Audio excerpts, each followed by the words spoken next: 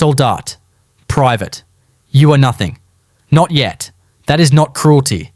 That is simply where the machine starts. In the autumn of 1939, when you stepped off the train at the Ersatzheer depot in Dresden, you were handed a uniform, a pair of boots, and a rifle.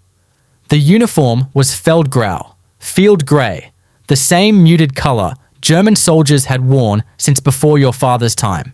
It was chosen deliberately, not to make you look impressive, to make you disappear into the earth. Your weapon was the Carabiner 98K, a bolt-action rifle with a 5-round magazine, accurate to 500 meters in the right hands. It weighed just under 4 kilograms. By the end of your first month, you stopped noticing the weight. By the end of your second, it felt wrong to move without it. Basic training was 8 weeks at the depot. You marched before sunrise. You drilled in the rain. You practiced gas mask donning until you could seal it in under 9 seconds. You learned to read terrain, to dig a fighting position in frozen ground, to move in tactical bounds across open fields, while someone screamed at you to go faster. The screaming was not personal. It was preparation. The alternative to suffering in training was suffering in a way that could not be survived. You carried a Soldbuch, a paybook, at all times. Inside, it was your name, your blood type, your unit designation, your next of kin. It was the only document that told the Wehrmacht you existed. If you were killed, the Soldbuch went to graves registration. If it was lost, you became a bureaucratic ghost. You guarded it accordingly. By December 1939, you were assigned to an infantry regiment in Army Group North. The war in Poland had ended weeks before you finished training. You arrived at your unit cold, underprepared, and acutely aware of how much the men around you already knew that you didn't. You watched everything. You asked careful questions. You kept your mouth shut the rest of the time. The foundation does not announce itself. It simply holds. Obersoldat, senior private. The promotion came quietly. No ceremony. A brief notation in your Soldbuch. 1 additional pip, and with it, a shift in how the men around you regarded you. You were no longer the newest man in the room. Someone else had arrived to fill that role, and it fell to you to show him how things worked. The Obersoldat rank was a recognition of basic competence and continued presence. You had not collapsed under the weight of service. And you had not made the kind of mistake that cost someone their life. That was enough. In an army of millions, reliability was not a small thing. It was the currency the entire structure ran on. In the spring of 1940, your regiment moved west. Operation Fall Gelb, the offensive through the Low Countries and France, began on May 10th. You crossed into Belgium with your company, moving along roads packed with vehicles, horses, and men stretching back as far as you could see. The pace was relentless. German operational doctrine demanded speed above almost everything else. The enemy could not be allowed time to organize a coherent response. The French defensive strategy had been built around the assumption that the Ardennes, the dense forested hill country to the south, was impassable for armoured formations. The Panzergruppe von Kleist proved otherwise. While Allied attention focused on Belgium, German armour poured through the Ardennes and emerged at Sedan, cutting behind the Allied forces in the north with devastating effect.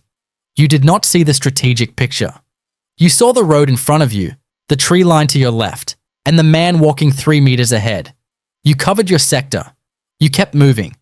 You did what you had been trained to do in the place where it needed to be done. France capitulated on June 22, 1940.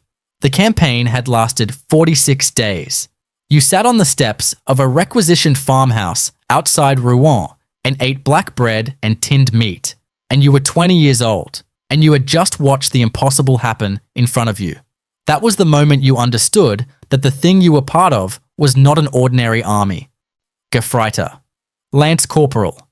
The silver-grey tresser braid that now trimmed your collar carried history you were only beginning to understand. The Gefreiter rank traced its lineage to the Landsknecht infantry of the 16th century, professional soldiers trusted with additional responsibility and exempted from certain routine duties in recognition of demonstrated reliability. It was the rank Adolf Hitler had held throughout the First World War, 4 years of combat service on the Western Front, and had never surpassed. He had been recommended for the Iron Cross First Class by a Jewish officer, Hugo Gutmann, an irony that history would record with appropriate weight. Hitler wore the rank's legacy with a reverence that never left him, which made the promotion meaningful to every German soldier who held it, regardless of whether they understood why. As a Gefreiter in the summer of 1941, you were likely the assistant gunner on your squad's MG-34, feeding ammunition belts into a weapon that fired 900 rounds per minute and defined the tactical identity of the German infantry squad. Every German rifle section was built around its machine gun. Everything else existed in service of it. Operation Barbarossa began on June 22, 1941. 3 million German soldiers crossed the Soviet border simultaneously along a front stretching from the Baltic to the Black Sea. The opening weeks produced battlefield results that seemed to confirm every expectation. Army Group Center advanced hundreds of kilometers in days. Soviet formations were encircled in their hundreds of thousands at Minsk, at Smolensk, at Kyiv.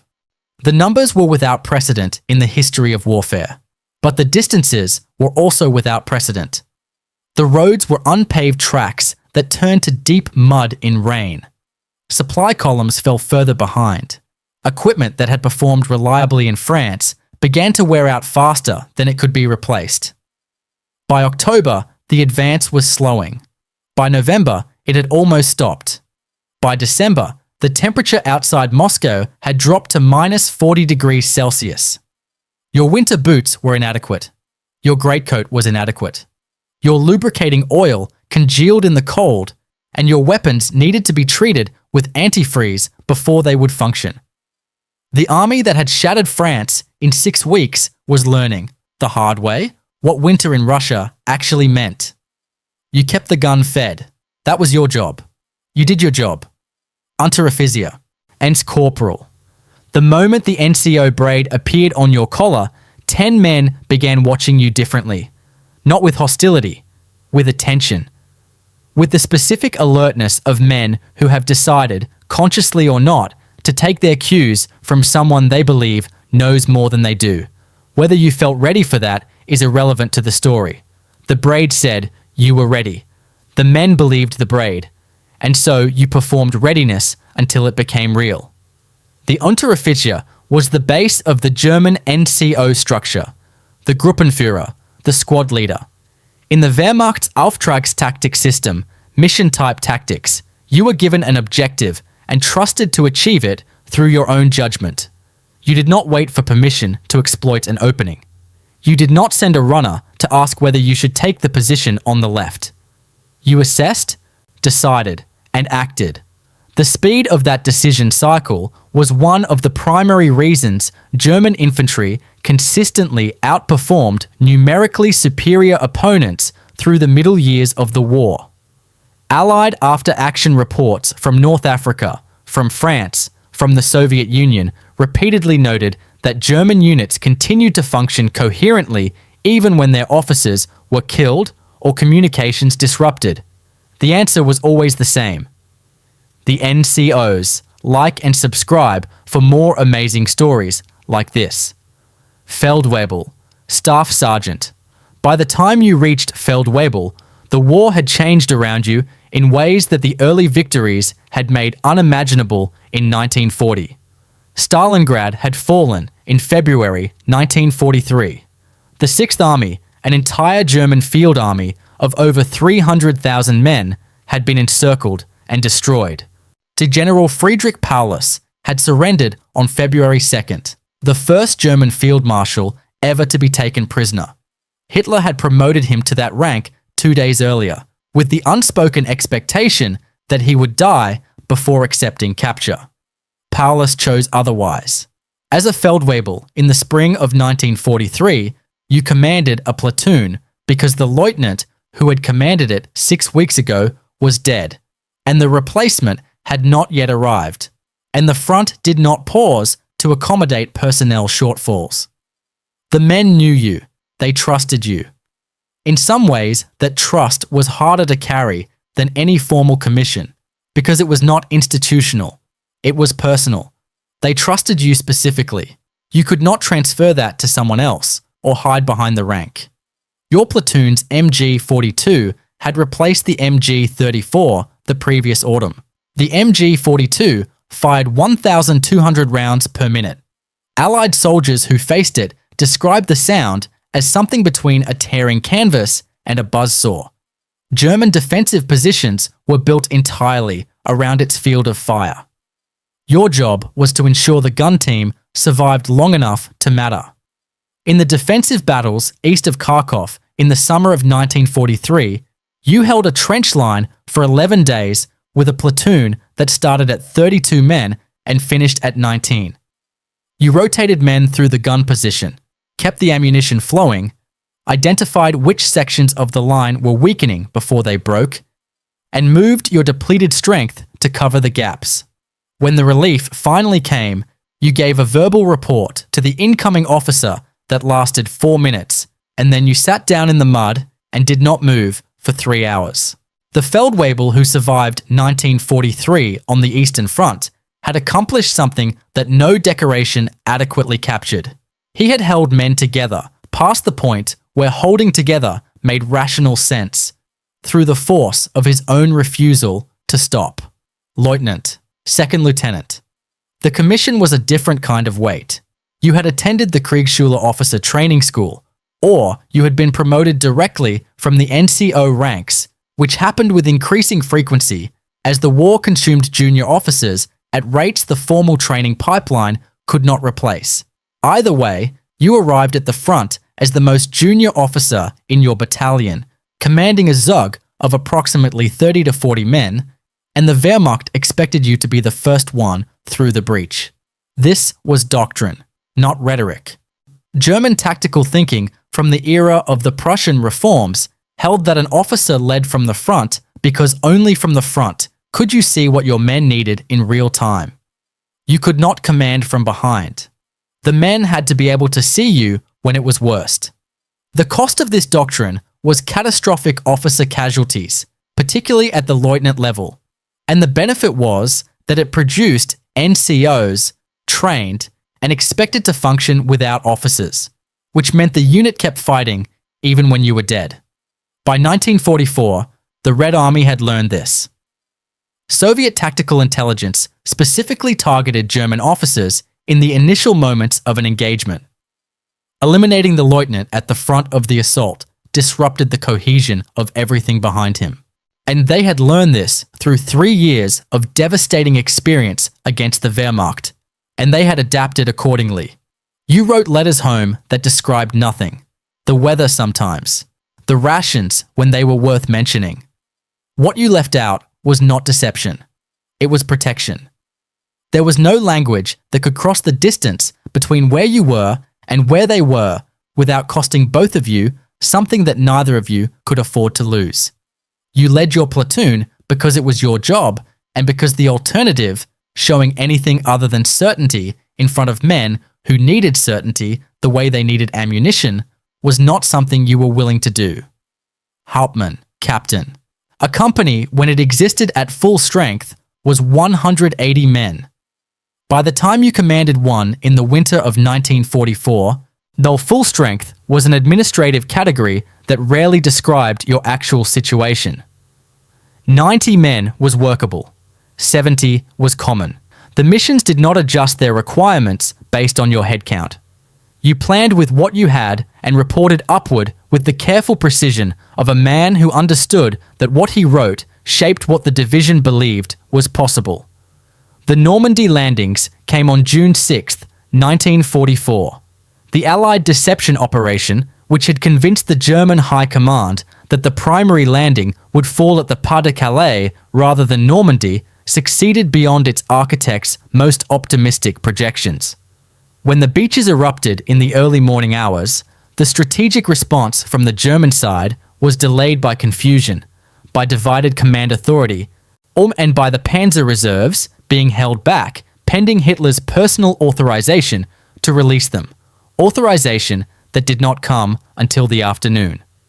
Your company was committed to the fighting in the bocage, the dense Norman hedgerow country that neutralized German advantages in open terrain and turned every field boundary into a potential ambush. Allied air superiority meant daylight movement of your vehicles was nearly suicidal. You moved at night, resupplied at night, rotated positions at night. The exhaustion was systemic and permanent. A Hauptmann, still functional in the autumn of 1944, had already outlasted the probability calculations by a significant margin. You knew this without examining it closely, the way a man knows the temperature without looking at a thermometer. You kept it at the edge of your awareness. It's useful as a reminder to stay alert. Dangerous if allowed to become a preoccupation. You kept your company functioning. That was the whole of it. Oberstleutnant, Lieutenant Colonel. You commanded a battalion, 500 men on paper, rarely more than 300 in practice, supported by mortars, engineers, and whatever artillery the regiment could allocate. At this level, the tension between professional military judgment and the command culture emanating from the Führerhauptquartier, Hitler's field headquarters, had become impossible to ignore. Auftragstaktik, the doctrine of trusted subordinate initiative that had made the Wehrmacht the most effective land force of the early war, was being systematically overridden by a command climate that demanded compliance and punished professional candor.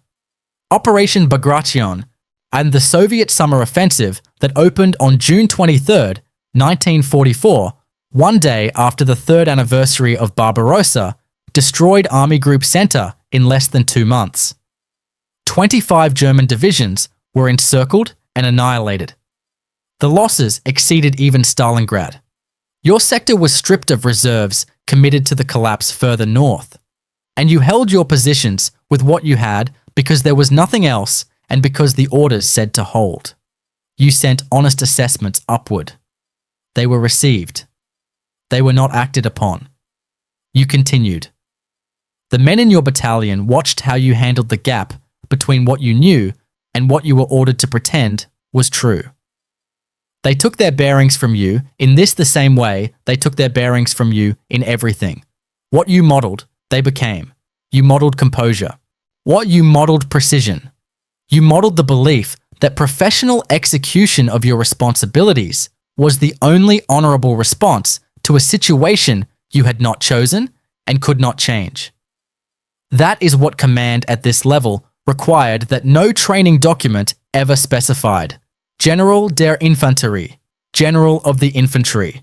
You commanded an army, not a battalion, not a regiment. An army, multiple corps, hundreds of thousands of men spread across a front that measured in hundreds of kilometers against an enemy that by the final year of the war possessed material and manpower advantages that no operational brilliance could fully offset.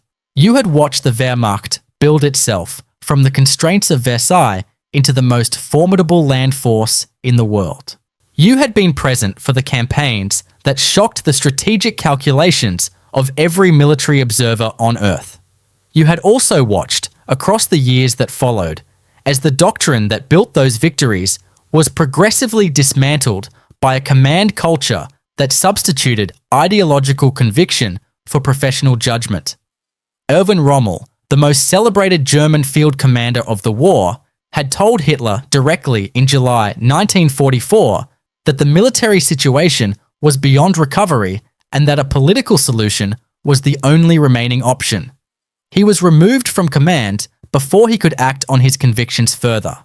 Walter Model, who earned the designation Hitler's fireman for his repeated success in stabilizing collapsing fronts in the East, commanded Army Group B in the West through the final months of the war. When his forces were encircled in the Ruhr Pocket in April 1945, he dissolved the army rather than surrender formally. He died by his own hand in a forest outside Duisburg on April 21st, 1945. He was 54 years old. You sat with the weight of your decisions every night in whatever building or bunker served as your headquarters. The assessments you had sent upward, the orders you had received, the men who had died in the gap between them, the professional code that demanded you execute the mission, and the deeper reckoning that waited somewhere beyond the war's end. History would spend decades working through what it meant to have commanded at this level, in this army, in this war. The verdict was not simple. It was never going to be simple. The work had been extraordinary. The cause it served had been catastrophic, as both of those things were true simultaneously, and no amount of professional excellence dissolved the moral weight of the second. The general who commanded with skill and integrity in an army marching toward catastrophe carried something that no rank, no medal, and no posthumous assessment could adequately name. He carried it anyway, every day, until the day there were no more days left.